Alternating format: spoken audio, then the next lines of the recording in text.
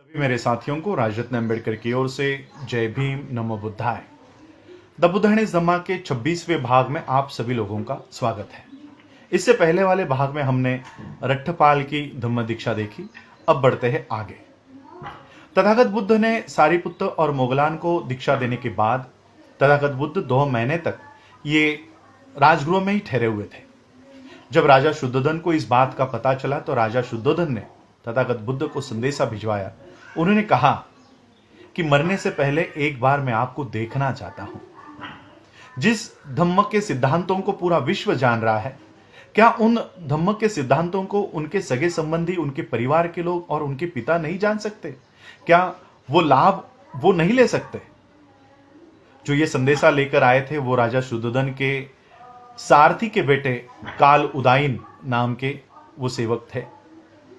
काल उदाइन तथागत बुद्ध को मिलकर उन्होंने कहा कि आपके पिता हे विश्व सम्मानित तथागत, आपके पिता आपकी राह देख रहे हैं।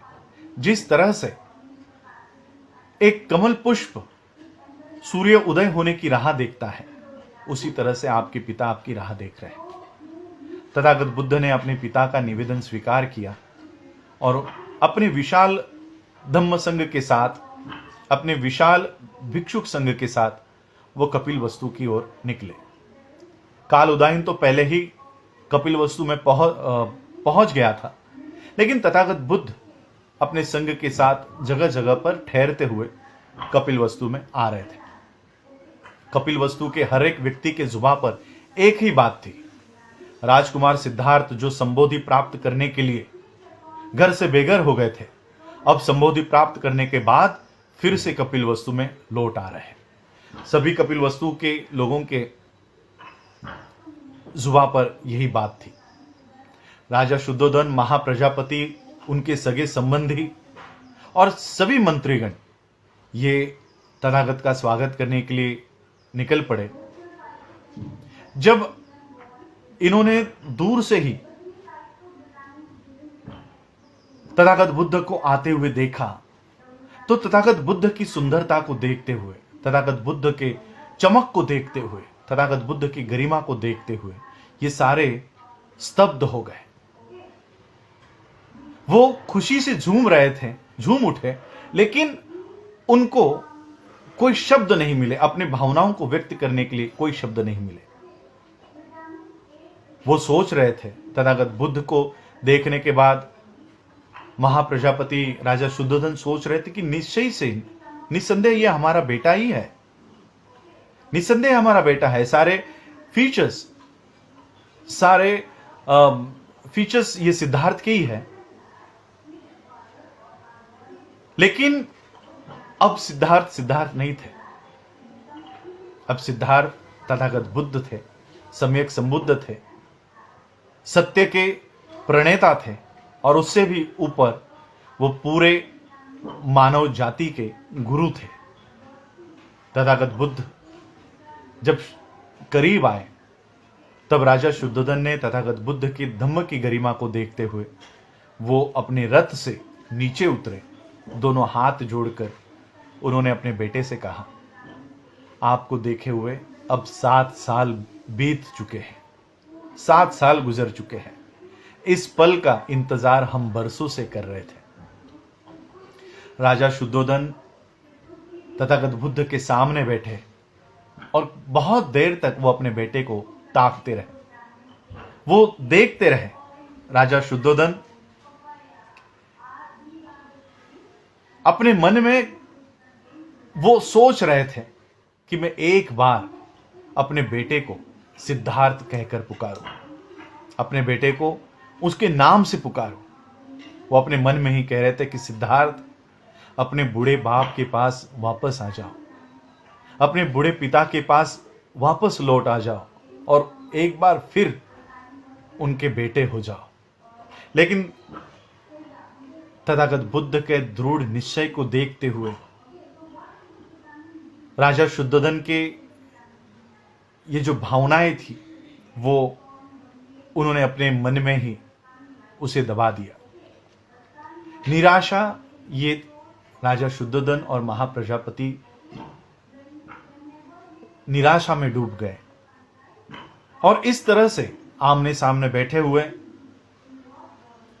राजा शुद्धोधन महाप्रजापति अपने ही सुख में दुखी हो रहे थे और अपने ही दुख में सुखी हो रहे थे।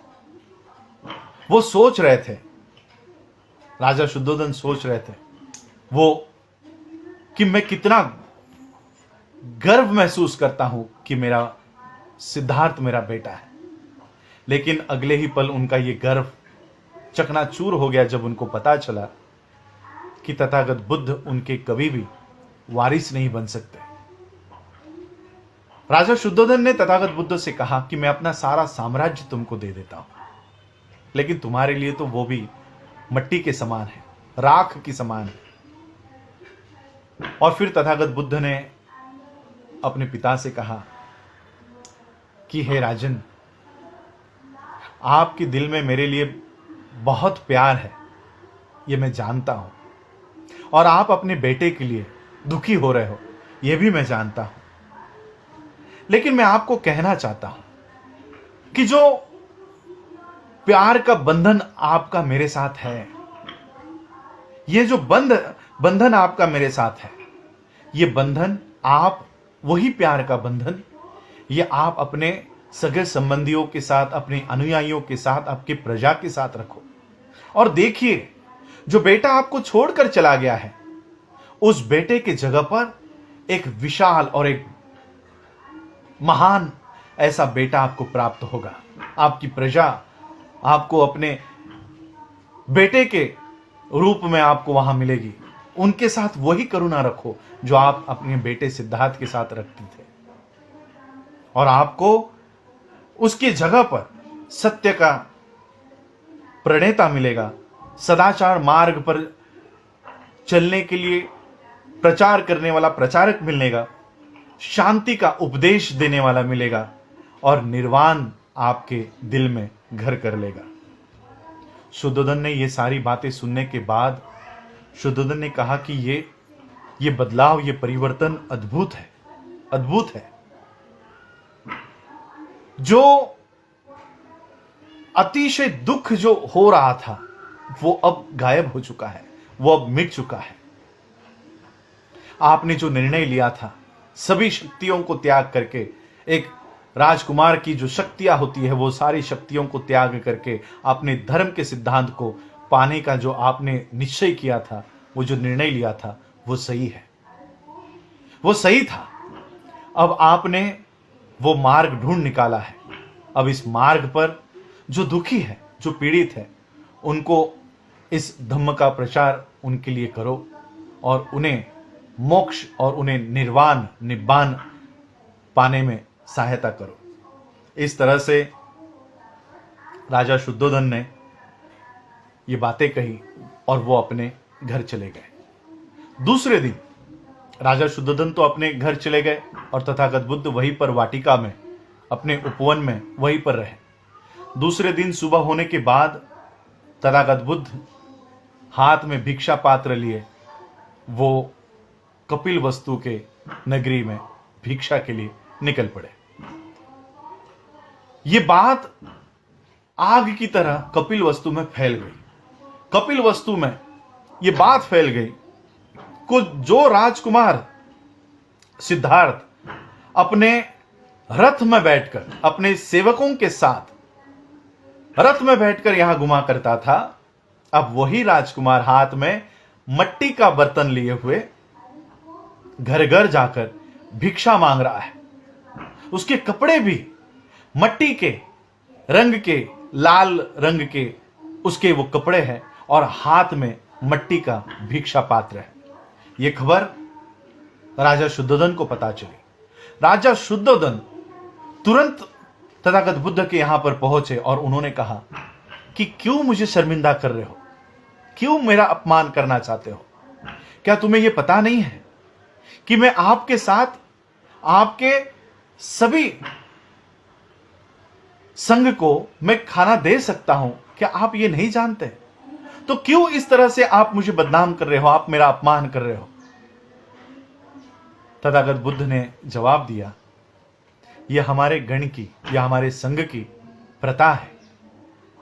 राजा शुद्धोधन ने कहा, भिक्षा मांगकर खाना यह कभी तुम्हारी प्रथा नहीं थी, यह कोई तुम्हारी परंपरा नहीं है।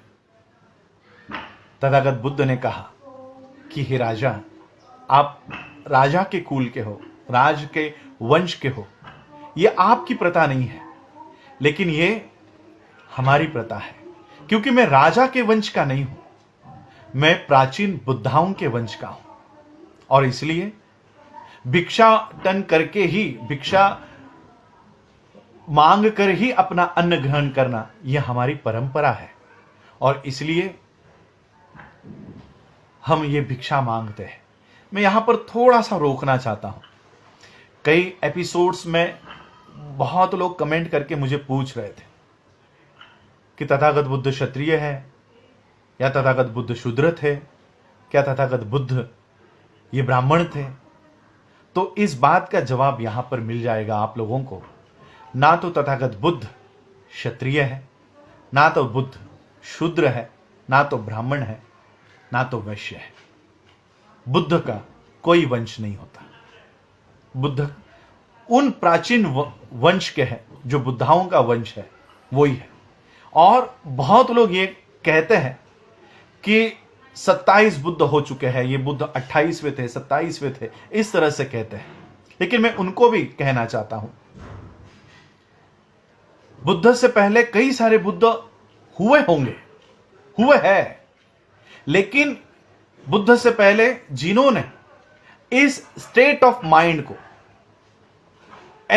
जिन्होंने हासिल किया है, उन्होंने कभी भी नए धम्म का आविष्कार नहीं किया। वो सिर्फ तथागत सिद्धार्थ गौतम बुद्ध है जिन्होंने नए धम्म का आविष्कार किया, और इसलिए बुद्धिज्म में तथागत बुद्ध को ही ये प्रमुख माना जाता है, क्योंकि उन्होंने धम्म का आविष्कार किया, एक नए पद का आविष्कार किया। तो ये बात मैं आप लोगों को क्लियर करना चाहता हूं कि बुद्ध ना तो क्षत्रिय है, ना तो, मैं आगे चलकर वो पॉइंट्स भी आएंगे जब मैं आपको ये बात समझाऊंगा, लेकिन अब ये बात निकली है वंश की, तो बुद्ध का कोई वंश नहीं है। बुद्ध, यहां पर बाबा साहब लिखते हैं कि you and your race may claim descent from kings, my descent is from Buddhas of old. आप और आपका वंश ये राजाओं का होगा, लेकिन मेरा वंश ये प्राचीन बुद्धाओं का है। इसलिए बुद्धा का कोई वंश नहीं है जो ब्राह्मण क्षत्रिय वैश्य शूद्र लिखते हैं, और ना ही, और बहुत सारे लोग क्लेम करते हैं कि सिद्धार्थ गौतम बुद्ध ये नेपाल में पैदा हुए थे, बहुत लोग क्लेम करते हैं वो भारत से है। तो और एक बात मैं आपको बताना चाहता हूं कि बुद्ध का कोई देश भी नहीं होता। वो देश से, जाति से, धर्म से, वंश से ऊपर उठकर आ जाते हैं। उनका ना कोई उनकी लैंग्वेज होती है, ना उनकी कोई मदर टंग होती है, ना उनका कोई नेशन होता है, ना तो उनका कोई देश होता है, ना तो उनका कोई वंश होता है। तो ये पॉइंट मैं आपको, ये आगे चलकर आगे के चैप्टर्स में आएगा, तभी भी मैं आपको बताऊंगा, लेकिन आज ये वंश के ऊपर मैं आपको बताना चाहता हूं। और फिर शुद्धोधन को तथागत बुद्ध ने कहा कि ये प्रथा होती है, ये एक परंपरा होती है कि अगर किसी को छुपा हुआ खजाना मिल जाता है तो वो उस खजाने में से अनमोल मोती, अनमोल रत्न, ये वो अपने पिता को लाकर देता है। और इसलिए हे राजा शुद्धोधन, अब मुझे अनुमति दीजिए कि ये रत्न, ये सारे छुपे हुए जो खजाना है, ये खजाना जो मेरा धम्म है, ये मैं आपको दूं, इसकी मुझे अनुमति दीजिए। और राजा शुद्धोधन ने वो सारी बातें तथागत बुद्ध की सुनी।